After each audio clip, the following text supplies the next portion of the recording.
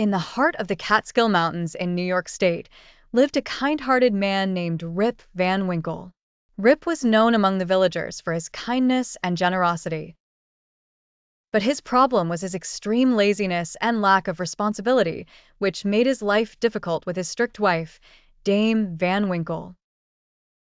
To escape the pressures of daily life and his constant arguments with his wife, Rip decided to go on a long hike in the mountains with his loyal dog, Wolf. While wandering through the mountains, Rip encountered a group of strangers dressed in old-fashioned clothing and looking quite peculiar. They were playing ninepins in a secluded valley and drinking a mysterious drink.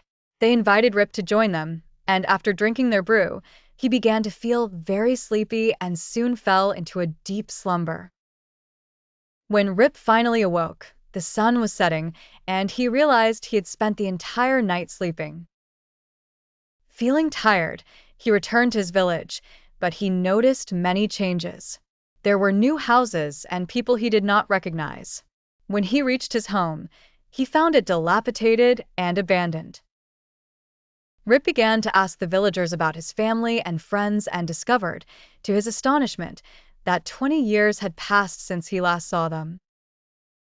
He was told that the American Revolution had ended and the young leader George Washington had become the first president of the United States.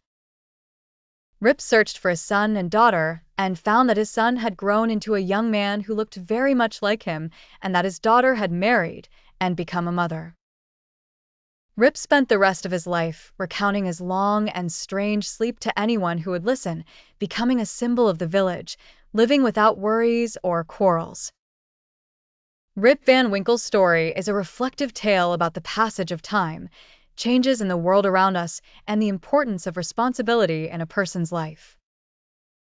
It remains one of the most famous American stories written by Washington Irving, and it continues to be told to generations for the lessons it holds about the fleeting nature of time and the changes that inevitably come.